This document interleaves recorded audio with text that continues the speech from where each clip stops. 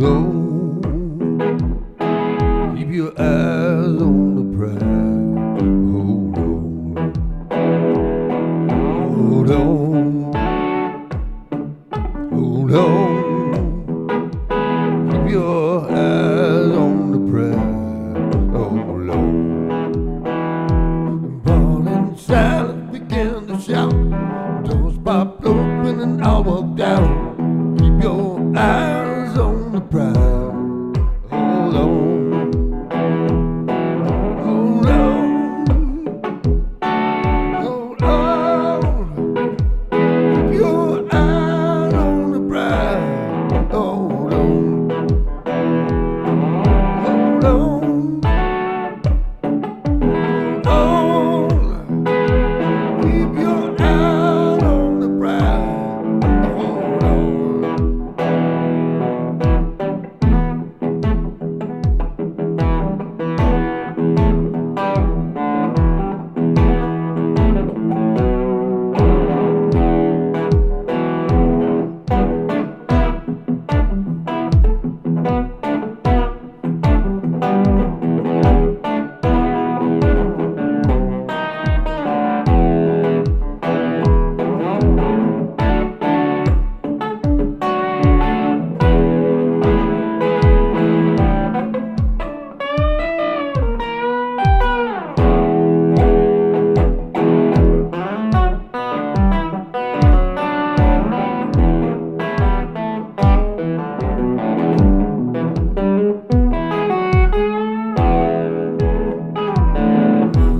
Hands and feet on plow.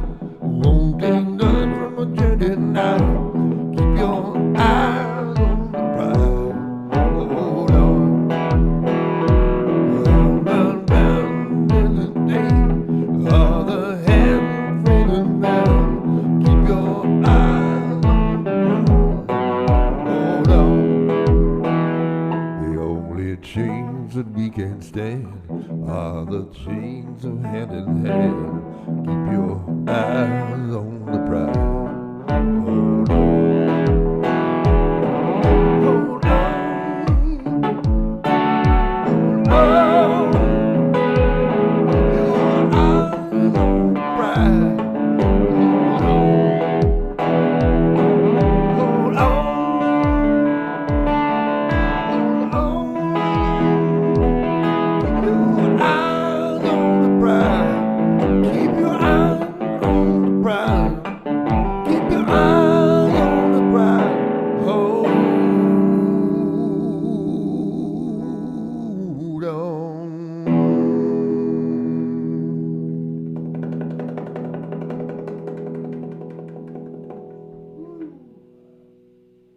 Good morning to you, Walter Parks. Walter Parks here in St. Louis, Missouri. I'm drinking from a porcelain cup that I bought in Savannah, Georgia. I kind of cherish this thing, but one of these days I'm going to break it. Isn't that the nature of everything? One of these days you're going to break it, and what do you do with that information? Do you just walk around sulking? I'm aware of it all the time. These dogs that we have, you might be able to see them on the screen. Maybe you can't, but I got a dog here and a dog there. And I'm just... I know I shouldn't feel this way, but my perspective is I look at them and they're just my Buddhist teachings just tell me that, you know, first of all, the Buddhists teach you, you know, where to think about where they came from. Where do they come from? Love? Are they? But I think of, well, it's not just where they came from, it's where they're going. They're going to make me sad one of these days. And I look at them and they look like, just instead of furry balls of happiness, they look like furry balls of sadness. But that part of that is just getting old, and one of these days we're going to have to say goodbye to them. But again, that's the nature of life.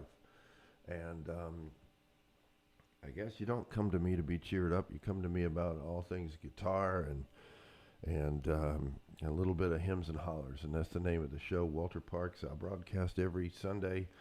If I can, from St. Louis. We might take a break in the next couple of weeks. Margot, who's my my trusty wife and engineer is going to be on the road for the next 2 weeks, so I don't know if I can manage it. And I might pre-record some things. I don't. We'll figure it out. But just stay tuned and let you know. I do appreciate y'all kind of being in touch. I'm starting to publish more of my arrangements for songs, and it's part of the way that I kind of support what I do.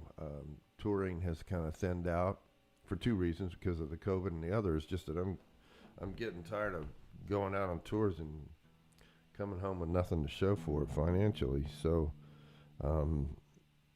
basically, I'm just kind of laying low. I'm certainly working a lot in my studio here, and I don't think I've ever done a broadcast from my studio.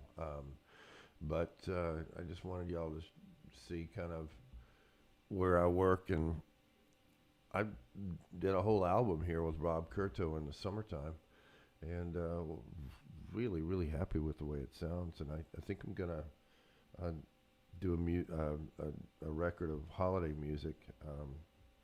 And today's the first snow of the winter season, so it's a good day to record some holiday music. Although I'm probably like you, I don't want to hear much holiday music after the 25th of December, but it's kind of how it has to be done. But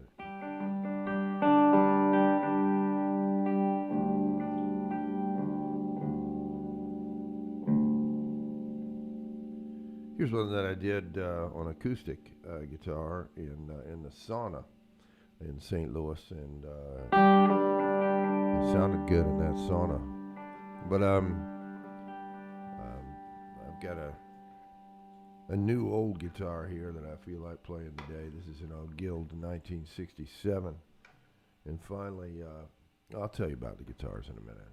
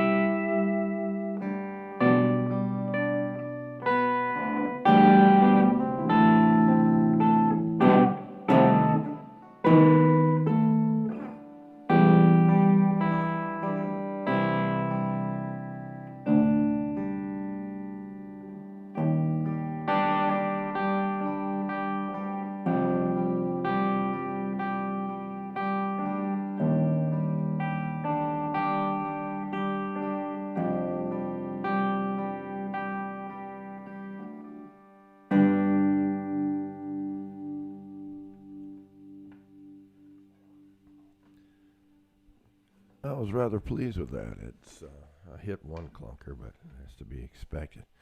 Um, so I arranged these things for swampy guitar, so to speak, And I love trying to take an old hymn or a standard and kind of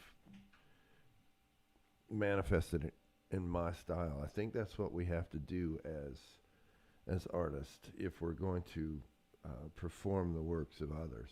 And I learned that from Richie Havens, and I traveled with Richie for 10 years. And in my opinion, he did some of the best, probably the best versions of some of other people's songs. Um, I love his version of Here Comes the Sun and some Dylan songs as well. But that was my version of an old Scottish hymn, I believe, called Auld Lang Syne, or maybe it was a pub song, I'm not sure. And I just,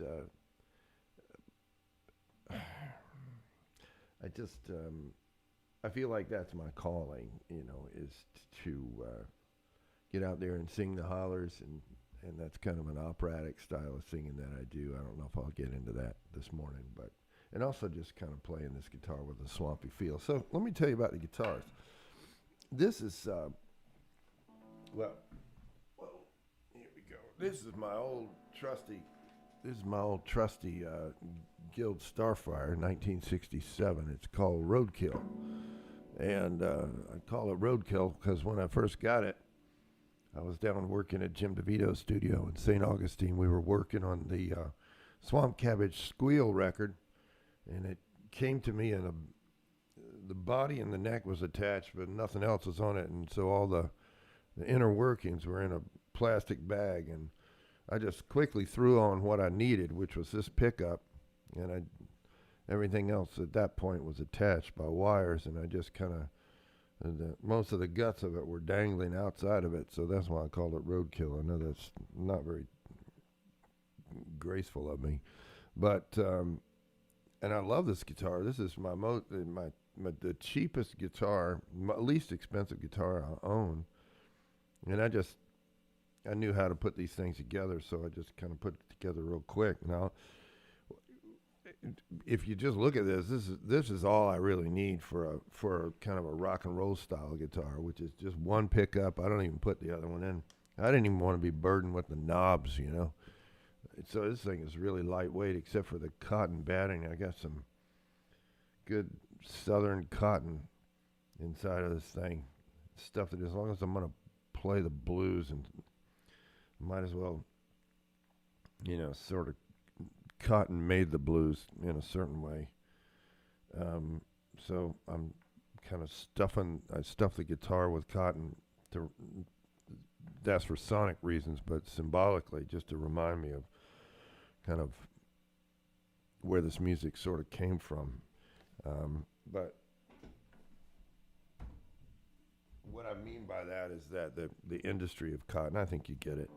So, and then recently, in the last year, I found another one of these bodies, and it didn't have any parts on it. It was completely neglected, and it's just god-awful in one sense. I mean, it's got a terrible finish job on it, slightly microphonic, and I'll fix all that, and I had the Guitar Factory down in Orlando kind of get this back and play in shape for me, sort of. I mean, I don't want to put too much time or money into these things because I want to be able to, go like, oops, I hit it, and not worry about it too much, And some of these things are just pristine, and they're from the 50s, and I cringe every time I tap them. So you don't want to be too concerned about your tools. So let me get back in standard here. I'll play an old hymn for you. That's the thing about having these old objects around. The preciousness of them starts to distract you.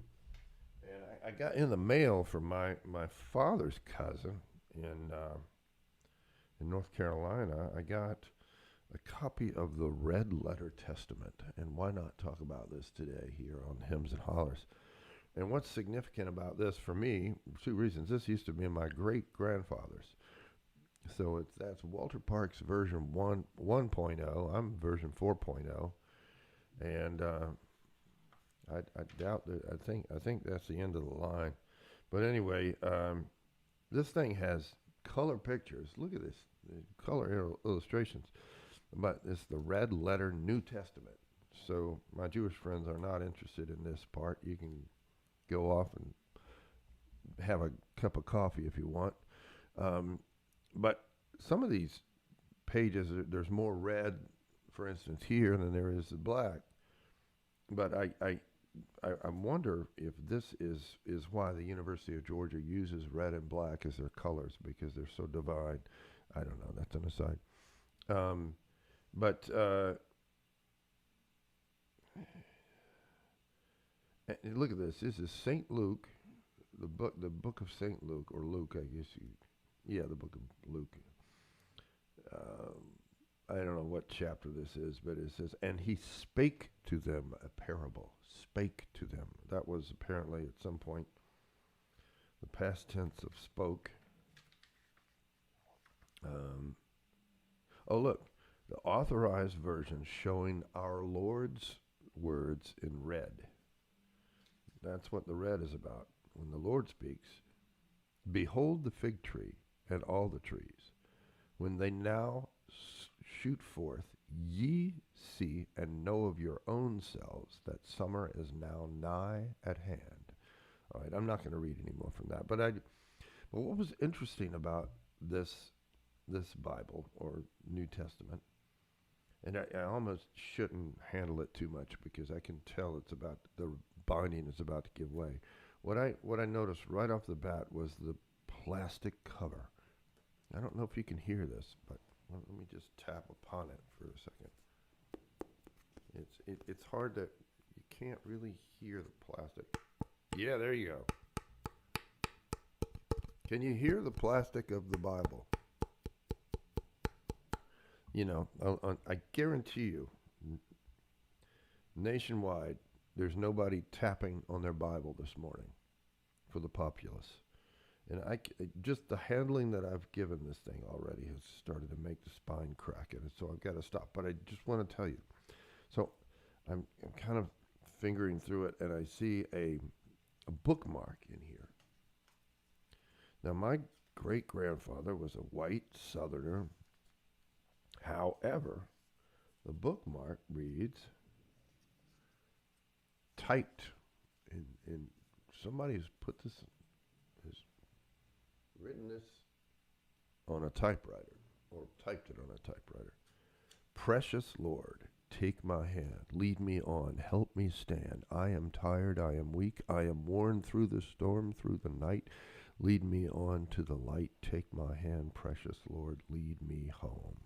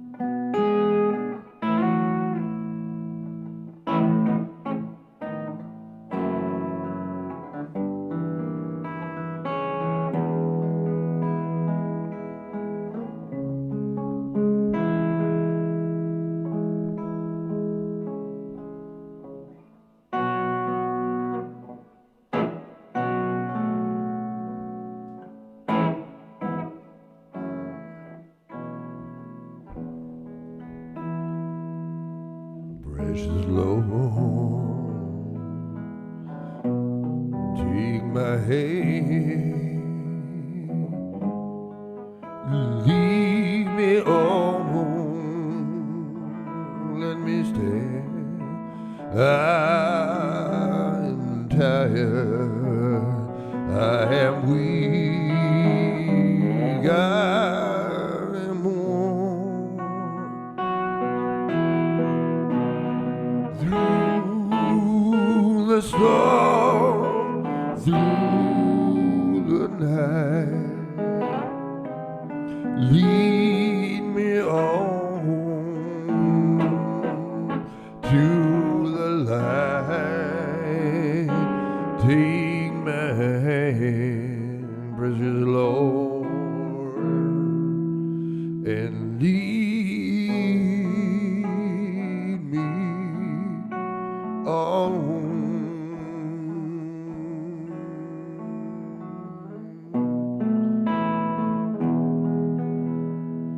When my way grows dim, pray, Lord, lead me near where my life is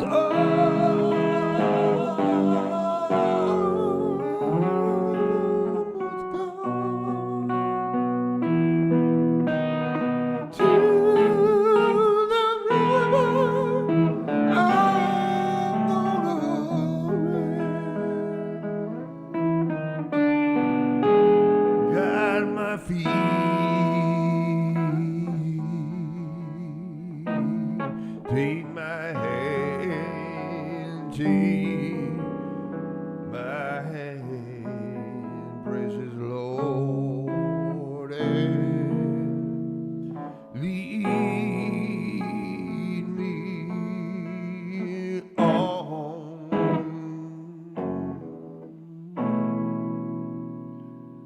Lead me on.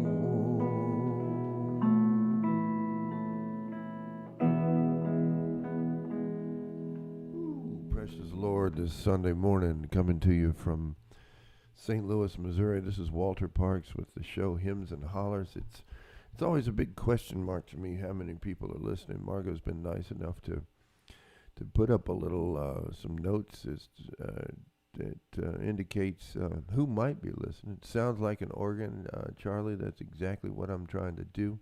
I got a little octave thing going underneath it with just a little bit of high octave in there, just a little bit. And I'm just going mono today, and Margot's kind of working the magic.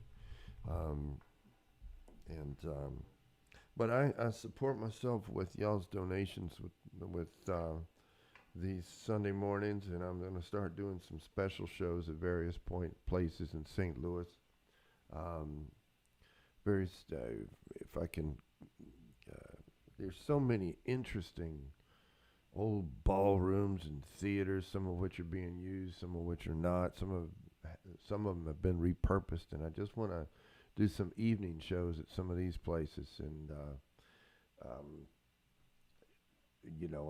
I'd love to say that some of the money that y'all might give can go to charitable causes, but for right now, I'm the charitable cause. But would that I were, if I were a rich man, I would make a whole different kind of philanthropy out of it, and maybe we'll get to that point. But for right now, I need your support just on a tithing basis. And also just, if you're a guitar player and you like to get any of these charts or arrangements, right now I'm not slick enough to sell them for a certain price, and they're not slick enough. I just photocopy them right out of my journal, straight and it kind of comes to you nice and messy with my handwriting on it. And you pay what you feel is the way I feel about it. So anyway, Margot and I have been really, really inspired we just finished the Beatles special Get Back. And I've got so much to say about that, and but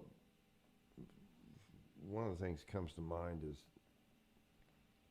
wow, um, I love it, and I recommend that anybody who's a Beatles fan or a music fan, songwriting fan should watch it. But please know that even that film, even in a documentary style, has been put together to entertain. There are hours and hours and hours of footage. I mean, it was taken over the span, I think, of about 3 weeks, condensed down to roughly 3 hours or maybe 6 hours. Regardless, if it's edited down to 6 hours from 3 weeks, you know that there's been some chopping. But what half of what they show in it, well, maybe a third, is just the band kind of goofing off and having fun and playing these old songs. So they'll do some serious work on a song, and then they'll just play something from their early, I think they call it skiffle music days, from the late 50s, early 60s, which is kind of like, it's like bluegrass meets rockabilly, and the English were really into that. And but anyway, that's how John Lennon and Paul McCartney kind of got started, is playing some of those old hits. But anyway, they kind of goof around, and everybody's, for the most part, it's very childlike and lighthearted. But be ye not fooled that, reading between the lines, I think this was the first time that the Beatles were in a room trying to make music in about 2 years or 3 years. They had a little bit of a break. And so the fellas, mostly Paul McCartney, come in with these songs.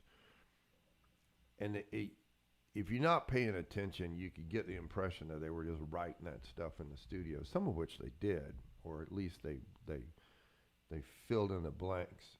And there were a lot of blanks to fill in. But, and also you get the feeling that they're kind of working on the record Let It Be, but there's so many songs that they actually touch on that ended up getting used on Abbey Road. It was fascinating, but again, that it's not all fun and games, and so I'm gonna attempt to play something from that movie. It's tricky. Hold on a second.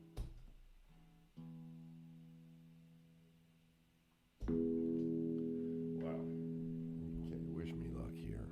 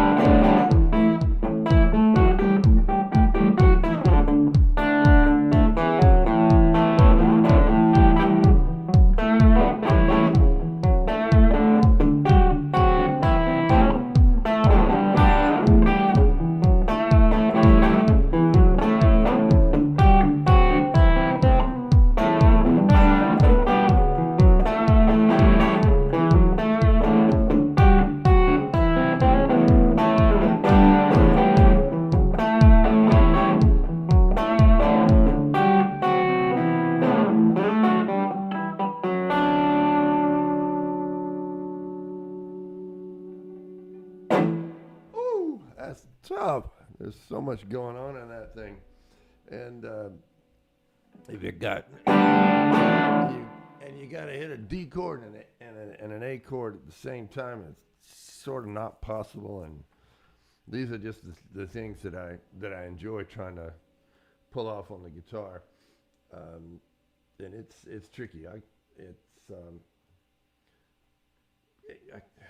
I've said this before, but I remember talking with Walter Becker in a music store in New York City. I was telling him that I was working out Home at Last on solo guitar. He goes, "Man, it's just a guitar, you know.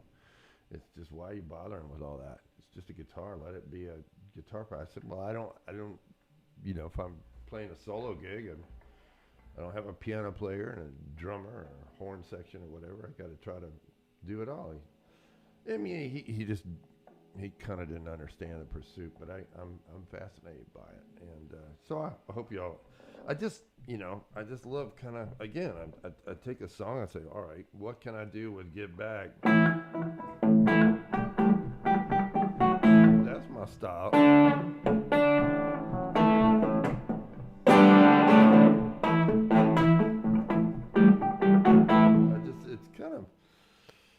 It's swampy. It's North Florida. That's where I come from, and you know, at the end of the day, no matter how much I moved around the world, playing in Australia and playing in New Zealand and England and North Carolina and Boise, Idaho, I've always leaned back on my roots, and where I'm from is North Florida. I'm proud of it. And so anyway, that was that one. And here's another one that's tricky. It's from that same record. And well, let me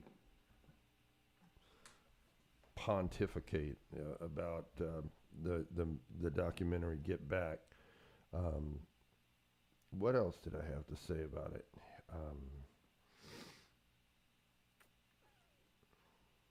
Oh, wow. We tried to figure out last night, you know, they keep records of temperatures and so on historically. And I think I asked Margot, I said, can you figure out how cold it was in late January? I think it was January 30th or something like that in 1969 when they culminated the whole project by recording on the roof and performing on the roof. And I said, how cold was it up there? And she said it was roughly, it was in the 40s, you know, something like that. I think the high that day was 65, which is warm for the wintertime. So it was probably 50s or 40s at that point. It was starting to get evening again. That all leads to something I'm getting ready to talk about.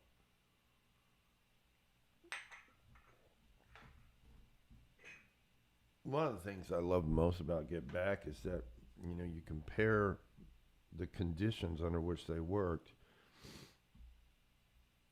And in some ways you could say, well, they had, you know, millions of dollars. They could do anything they wanted, which in terms of the day, that was maybe true, but they were such,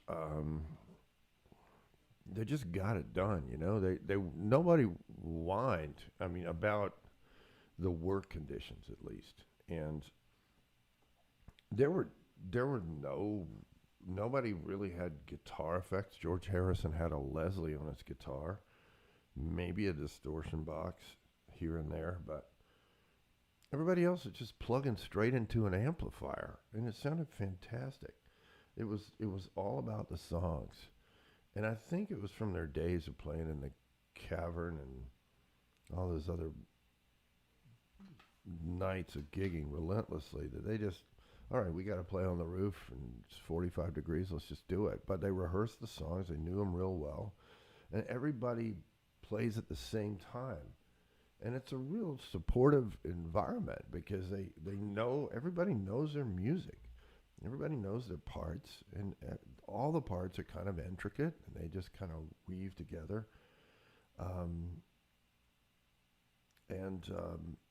So there's this thought, I guess, of like if you mess up, you're letting your brethren down because then you got to do a whole nother take. In all of that stuff, I only saw George, John Lennon mess up his lines on one take, and then they had to do it again. But that again, that's what we see.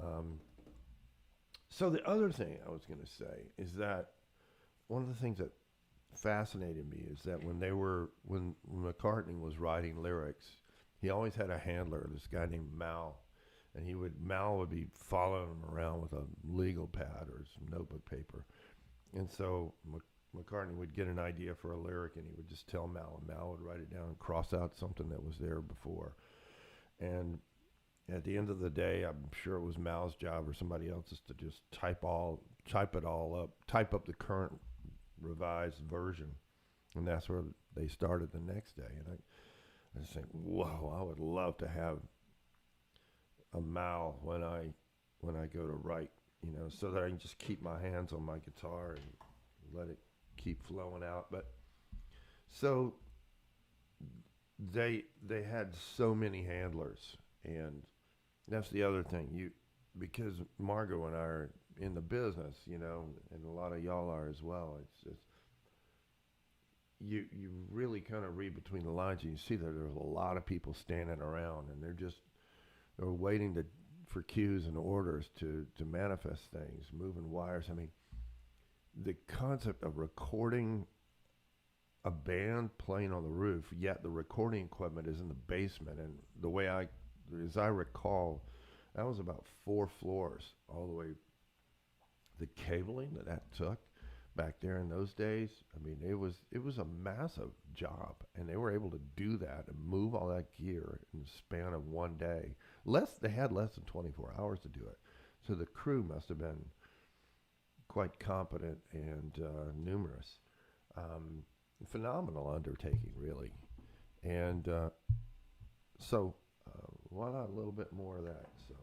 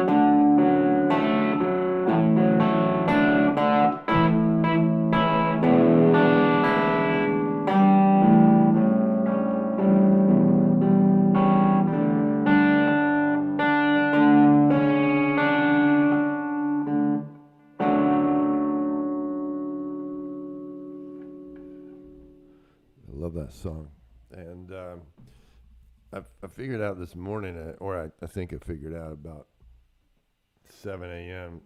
how John Lennon found that song. I think he found it from that little intro bit. So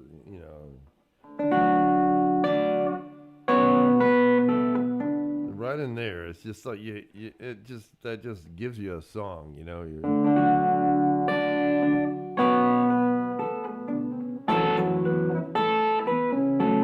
And you had to do something with that, but I'm not trying to say it was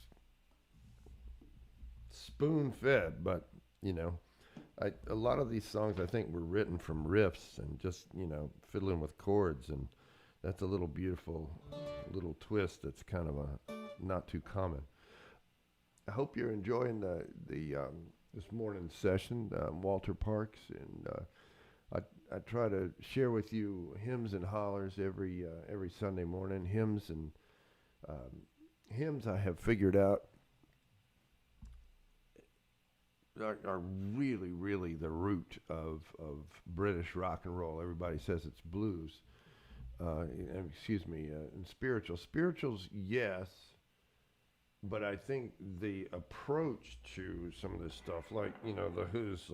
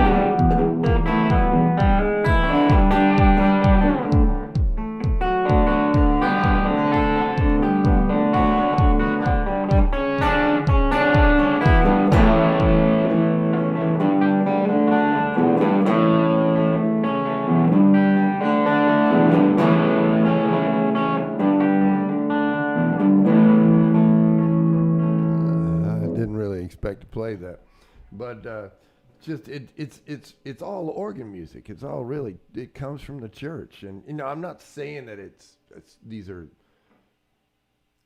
necessarily spiritually inspired, but the way Pete Townsend voices these things, it's just like organ music. My son and my family inside.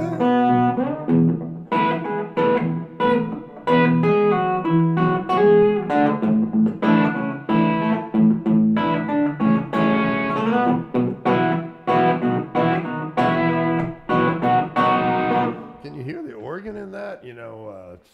She's that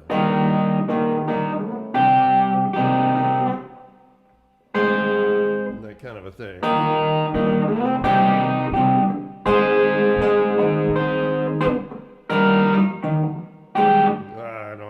I'm not prepared to play that, but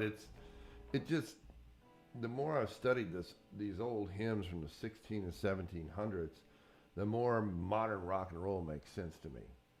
And but thanks to the British, they dug into the spirituals that were coming out of that had been created and arisen from the indentured servitude it was in the American South for the most part, and that's a bunch of crap. I mean, the Northerners were all part of it too, with the mills and so on. So we were all playing a part in the whole thing. But anyway, I'm not here to talk about that stuff. But I get a little. I will not let it stand that the South was completely to blame for slavery. And anybody who believes that is, I just think not considering all angles.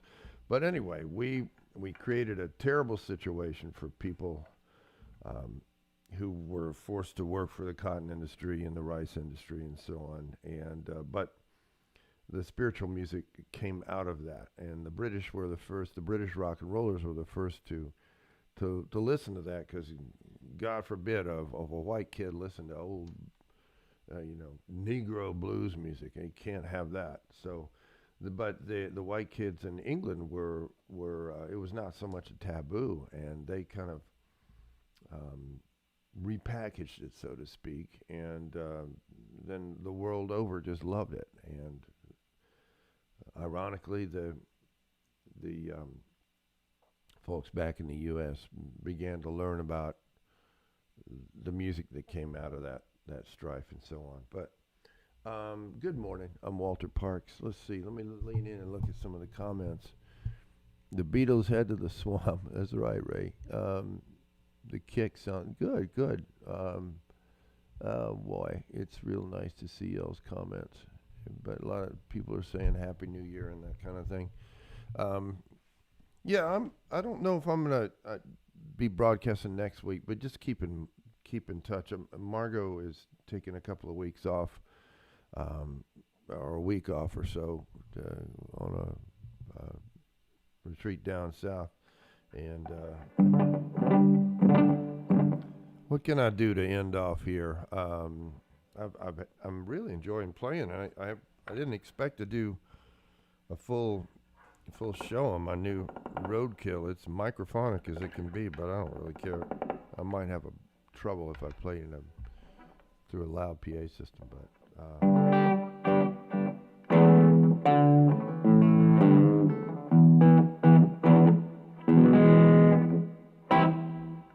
let's see here.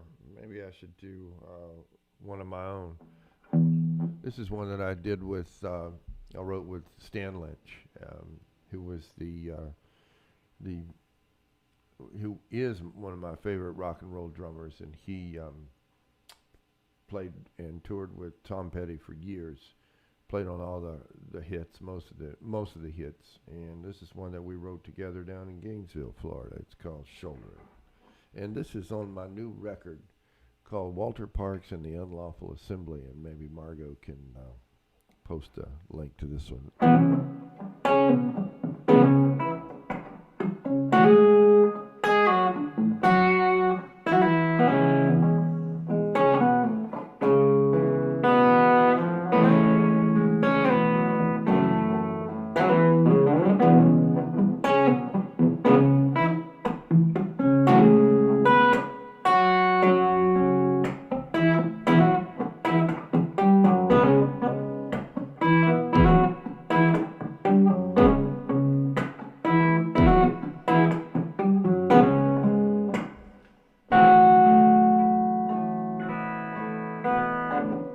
I know I hurt you such a long way back.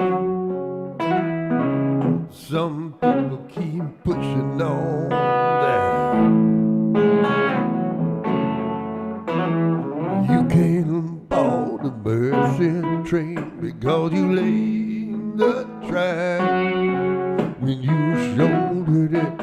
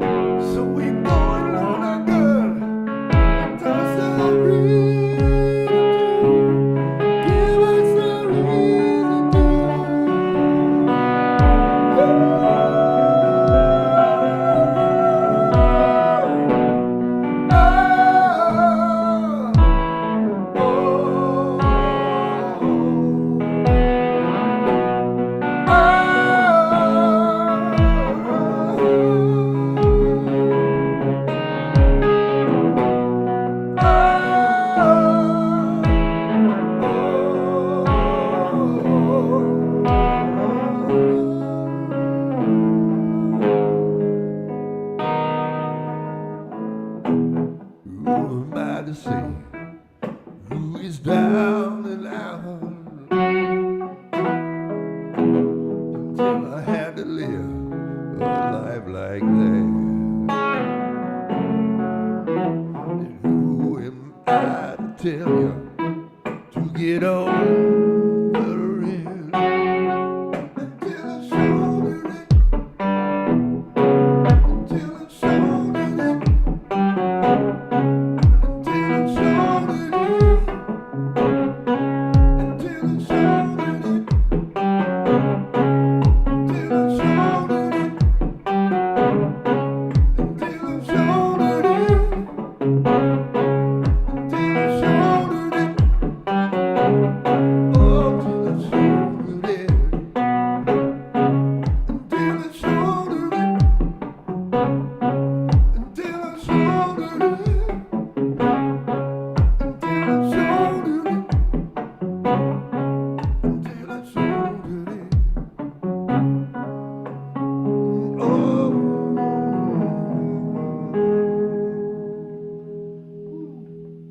Enjoyed that one too. I just, I love doing this. I love trying to take songs that were, I keep talking about it all the time. It's kind of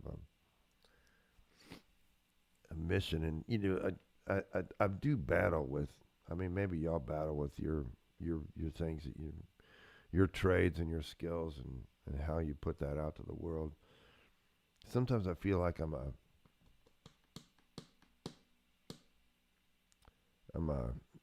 let's say you were a bus driver, right? You know, and you have this way of fixing up your bus to where you can do it, and instead of doing it on four wheels, you can fix that bus up to where you can ride across the country on one wheel, and you can balance that bus on one wheel. And you're so thrilled about balancing that bus on one wheel, you know? And you tell it to everybody, and you demonstrate. It's like, I can go from San Jose, California to Savannah, Georgia on one wheel. But I've got, you know, I have the ability to have four wheels, but I'm so proud that I can propel this bus on one wheel. And then you wonder, it's like, are there people who say, you know, we don't care that you can guide this bus on one wheel. We just care that you get there. So however you get there, we prefer it be four wheels because it's nice and safe. And the nice and safe thing is what I like about playing with my group, the Unlawful Assembly, because it's a 5-piece group.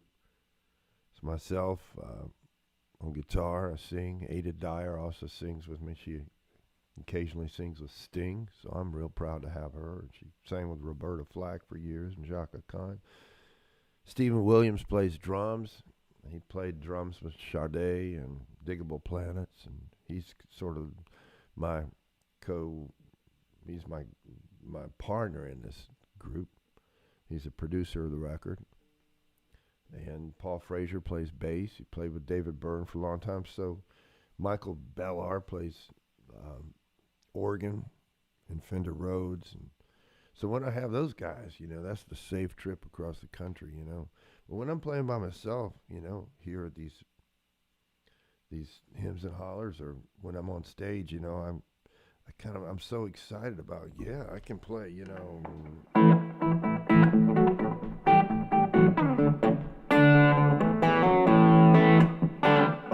And so on. And I expect, wow, look what he's doing on guitar. I mean, it's not that I'm trying to impress people. I'm really just having a lot of fun. I don't know if anybody cares, you know. Really, just don't know if anybody cares. I can imagine guitar players caring. But I wonder sometimes if other people are just listening to it and go, yeah, why does he have all that distortion? Why didn't you just get other band members? I don't know. Regardless, yeah, I'm passionate about it, and I'm glad you tune in. And I'm just sharing that because this is some of the garbage that goes around in my head. And we've all got our own garbage. But speaking of garbage, can't wait to take this finish off this thing. It might look tidy and pretty to you guys, but somebody has painted cheap red paint all over the top of it. You can kind of tell it sort of looks like the sides are the original. It's kind of hard to see that, but the sides are The original kind of has a beautiful brown to it.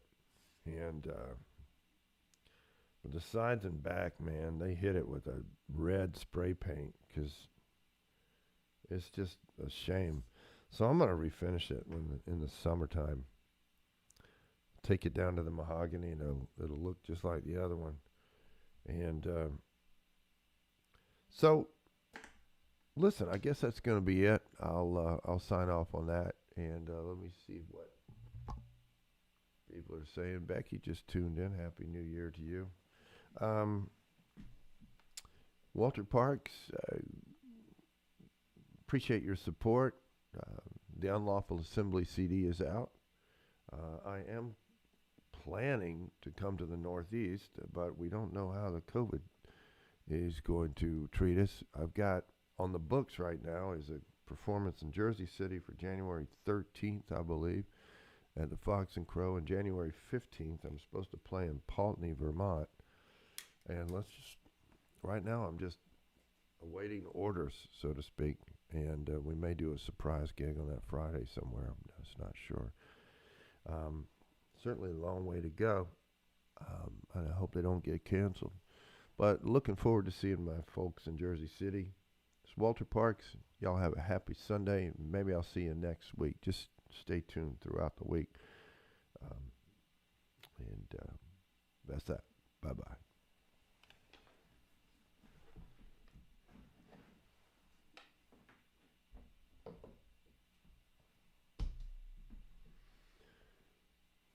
These dogs have been sleeping the whole time. I put my audience into a dream.